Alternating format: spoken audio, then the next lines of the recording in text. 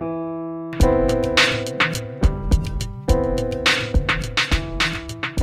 and welcome to Wes's RP Corner. Today we are going to be reviewing Dragon Age Set 1 by Ronin Publishing. Now this is based off of the BioWare role-playing game of the same name that came out a little while back, had an expansion and a sequel, and so this is the role-playing game based off of that. It's a role-playing game of a role-playing game, which has happened before and has happened in reverse.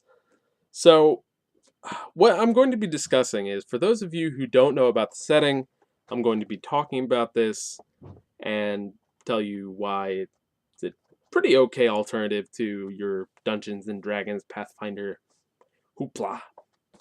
So, yes. Let's talk about the Dragon Age setting. Now, this is touted as dark fantasy. Everything has to be dark nowadays. I don't know why. Ever since the 80s, everything became dark. So this is dark fantasy. What makes this dark? Well, basically, it took all the Tolkien stereotypes that were kind of established via Lord of the Rings and such, and skews them in, some could say, a darker sense. So it's familiar enough that you can kind of look at it and be like, oh, okay, so it's, elves, dwarves, and men fighting against forces of evil. I understand that. Tolkien, right. But it also takes a lot of things and skews them to the point where it's like, oh, okay, well, that's different. That's interesting. And that's dark, so to speak. So, one of the major ways that this shows this, which is, I'm going to explain several facets of the setting to get you a good picture of it. One of the main ways this is manifested is in magic. Magic in this setting, people are born to do it. They have this connection to this kind of dream world called the Fade, which is where you go when you sleep. And they have a connection to that, and they can use magic, so fireballs, lightning, what have you. So that happens.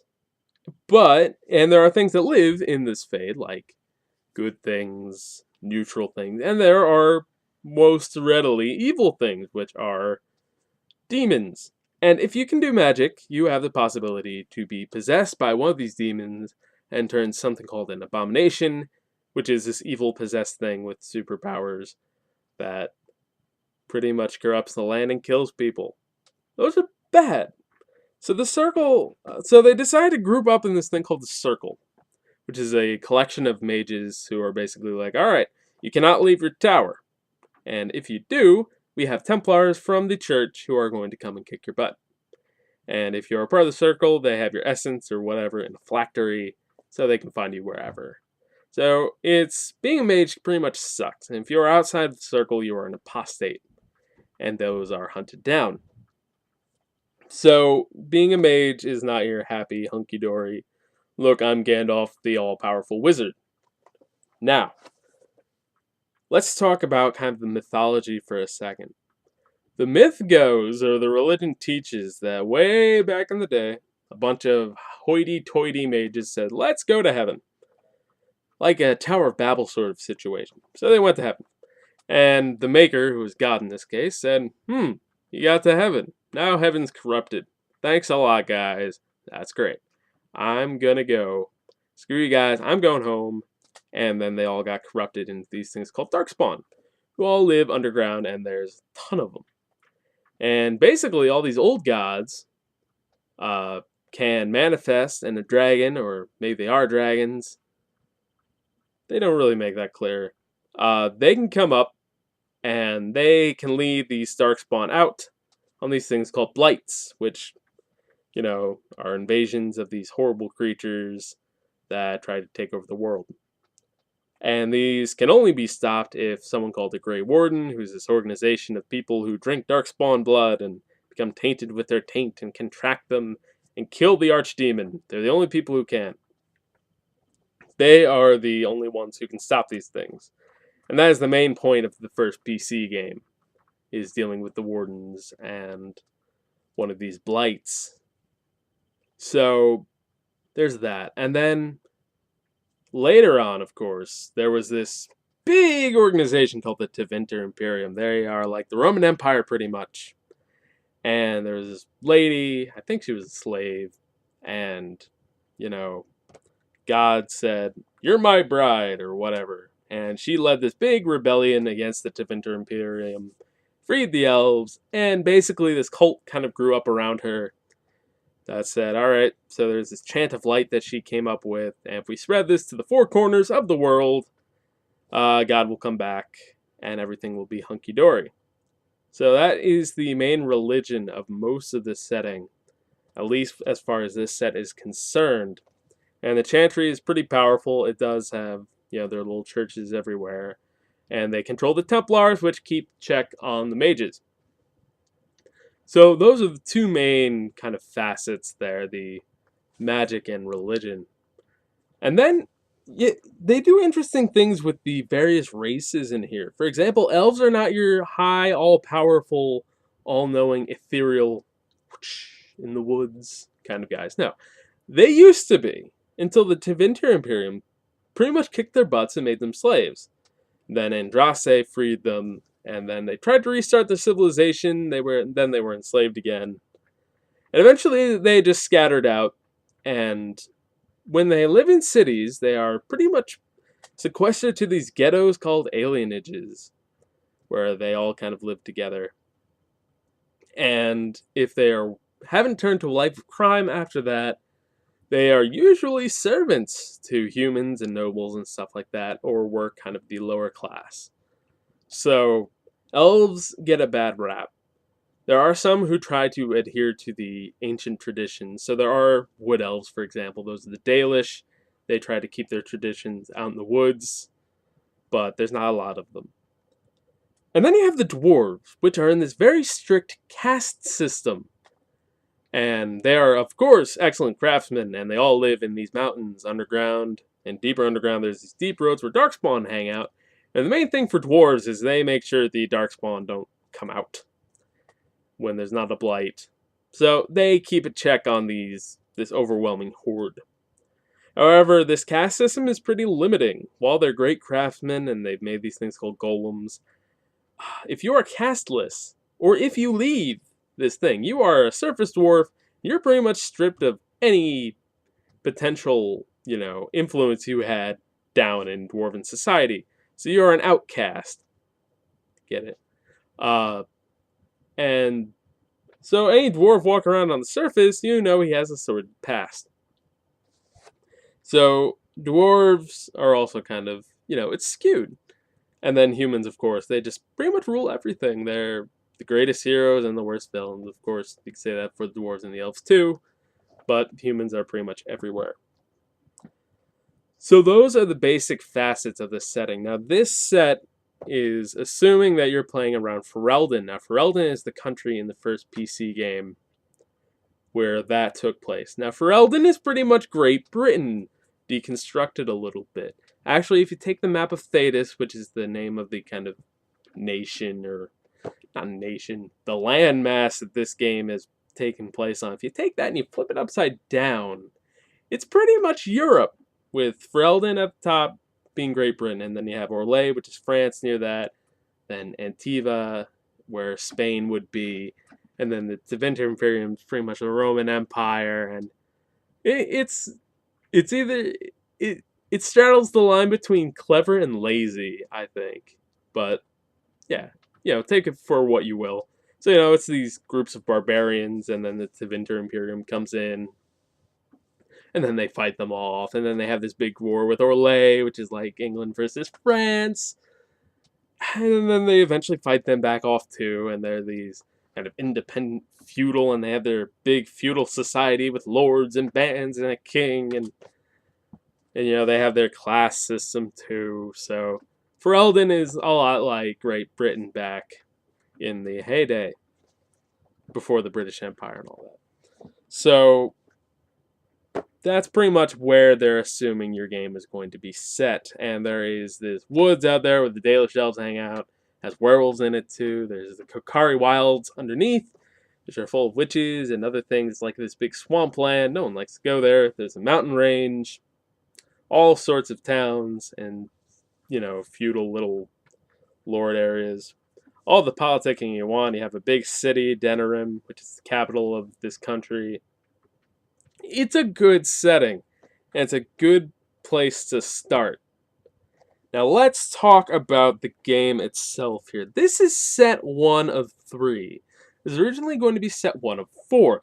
This will only take you up to level 5 in a 20 level system, which is odd. They were originally going to release these in box sets, 4 box sets, each containing 5 levels. I don't work in marketing, but even I know that's not a great idea, especially for role-playing games where the big competitors have all 20 levels plus in their big books for cheaper than it would be to buy 4 boxes. But I digress. It was their marketing decision, so there are downfalls to it, which I'll explain. Now, what do you get in the box? First of all, let's just get that out of the way, because that's technical stuff. You get the player's guide, 64 pages, and it's not even hardcover. You get the Game Master's Guide, also 64 pages, and you get a map of Ferelden. I'll just show that off real quick. It's a nice map. Mine has gotten a little use. See? Photo. It's cute. Has everything you basically need. It's a nice reference. Yeah, I can't fold, so I'm just going to throw it. I'll pick that up later. Anyway. So what's the system we're dealing with here? The system is 3d6 plus ability to get a target number. So it's your basic roll X amount of dice, add relevant modifiers, and compare it to number. So it's one of those. And it's pretty basic. There are the same abilities as there was in the PC game with the same name. And they're pretty much your standard, with slightly different names. And they also have abilities for perception and magic, which is odd. I think magic is welcome, perception, give or take. I don't really know why. This is an aside, but why do RPGs, why are they so concerned about what you can see? Never understood that. But anyway. So that's the basics of the system. Now it gets limiting after that. It's a good entry point game because there's only 3 classes. There's your mage, your warrior, and your rogue. So it pretty much breaks everything into those 3. So where's the room for the priest? Like the religious aspect? I don't know. But, you know. And even the second set doesn't really address that, so I don't know what you want to do if you're going to be a champion of God. You can be a Templar though in the second set, but I'll get to that. So that's odd. What's nice though is the way you generate your characters is you have a list of backgrounds and you roll on this chart and they give you little choices like do you want to be a human or an elf. For example, a circle mage. Dwarves can't do magic, by the way. I forgot to mention that. So you can pick, alright, do you want to be a human or an elf? Alright, do you want this ability focus? Ability focuses are basically things that you get +2 on. For example, history. You can get +2 on history rolls. And then there's a little chart which can give you either more focuses or +1 to a relevant ability or talents, which are these things that they pretty much cover your skills. For example, I think lore is a talent. You can get novice, go up to journeyman, and eventually in another box, master, and those give you different things you can do within that span. And also you can also specialize in your various fields of magic that way and various combat like weapon types. So that kind of adds, so that and focuses kind of encompasses your skills and abilities element. So basically, and you can pick a class based from these backgrounds. I like the backgrounds. They're really nice. And I think it's a good flexible system. You could even make your own pretty well. And especially in the second set, it just opens the big door. And it even sparks character ideas. Like, all right, apostate. So you want to be a mage that's outside the circle. You know, and as you roll it up, oh, I got +1 to riding. I guess I ride horses a lot. You know, it kind of helps you build almost in a traveler way, but not specifically like Traveler, because basically Traveler just gives you your whole life, which I've always loved. I've never played Traveler, but I've spent so much time rolling up people. But that is a different topic altogether.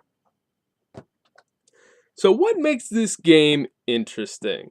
I mean, you only have 3 races and 3 classes. It's pretty limiting. What makes this game interesting and fun is the stunt system. Basically, when you roll for attack, either martial or magic, and you get doubles, it's 3d6, so say you got 4, a 4, and a 5. So you got doubles. You can perform a stunt, which there's this list of stunts, and each little stunt has a specific value, and one of your die is designated as the dragon die. It's usually a different color. And you say, okay, that's my dragon die. All right, there's a 5 on the dragon die. That's how many stun points I get. I can do things like disarming this way. You can move people this way, like skirmish. You can change initiative so that you go first, and then everyone else has to change. You can get past their armor. You can add more damage. There are these, and you can mix and match these. Say you got 6, the maximum. You could do a bunch of these things in a combination that really adds a lot of flavor to combat. And there's also a separate chart for magic. So this breaks up the game nicely, and it has made combat one of the most fun that my players have ever experienced. So that is the main selling point to this game, I think. Rules are pretty simple. It's a great game if you're just starting role-playing and you like this setting. And this will give you the first 5 levels. Now, the player's guide covers pretty much everything I've just been talking about with more detail. The Game Master's Guide provides a little more detail, has a nice section on player types and Game Master types, which is welcomed. And then it has its own adventure, the Dalish Curse, which I have not run, but I've read through enough times to know that it's pretty solid, and it emphasizes the kind of moral choice thing that's the bare bones of Dragon Age, which they explain in the Game Master's Guide, which gives you a few hints on making adventures and making them Dragon Age-y. That's a weird adjective, adverb, whatever. That, gives you those moral choices. It's like there's no good answer, and that's part of the dark part. Also gives you a decent bestiary with some of the baddies that you would encounter in the game, and etc. The main thing about this game that would prevent it from being great is the fact that this box alone is incredibly limiting. And not only is it limiting in how many classes and how much you can customize your character, it's limiting in the fact that you can barely scratch the surface of what makes this setting good with this box alone. For example, blood magic is a big thing in this setting. It's pretty much the outlawed class of magic. It is not in this box. The rules for becoming a Grey Warden, which, as I said before, are the only ones who can stop a blight, and they fight Darkspawn, and they're tainted. Rules for that are not in this box. There's only one dragon. There's dragonlings in this box. Now that makes sense for level 5, but it's Dragon Age. I mean, come on, man. Even the Monsters Manual has, your chromatic dragons. So, everything that makes Dragon Age, even the Darkspawn, there's only 2 types in here, the Genlock and the Hurlock. Which, Genlocks are pretty much grunts from Halo. Then Hurlocks are like, they're kind of like elites. Not elites, the guys with the shields. I forget what their name is. But they're kind of your upper scale. But left out of here are ogres, the big giant ones. And so a lot of things that make Dragon Age are not in this box. And that's really disappointing if you want to get into this. So if you want the full Dragon Age experience, you would have to get set 1 and set 2. Now set 2 is great. It takes everything on here and boosts it up to like Mach 10. Gives you a lot more rules for things like specialty classes, like Templars, for example. It gives you rules for masterwork items. It gives you a buttload of more backgrounds to further refine. And it gives you information more on Thedas in general rather than just Ferelden. So if you want to get into this, don't just buy this. Buy set 2 as well. Because not only does it give you more setting information, it gives you so many more options and rules and monsters, and it gives you a whole nother adventure. It will make your Dragon Age experience Dragon Age. So if you like this setting, but you only have enough money for like one box, go buy something else and convert. But if you have enough money for two, or get the PDFs a lot cheaper, just get this and the second PDF, and you're set up to level 10. So third set, as I know, is not out yet. Or it may have just come out. I should have done this research right before this video. But, so yeah. So there's not much more to say. Would I recommend this? If you get set 2, yes. If you just want to see what's like, sure. Don't get the box go. Get the PDF. If you like it, get both boxes. But you gotta admit, boxes are nice. Anyway, this has been Wes for Wes and Jess Games and Wes's RP Corner, obviously. If you like this video, be sure to like below. Subscribe to us for more videos like this, and for others, we have a huge Let's Play section of our site. And be sure to comment, talk to me, ask me to do other reviews, other topics, and stuff like that. So thank you very much, and I hope you have a wonderful day.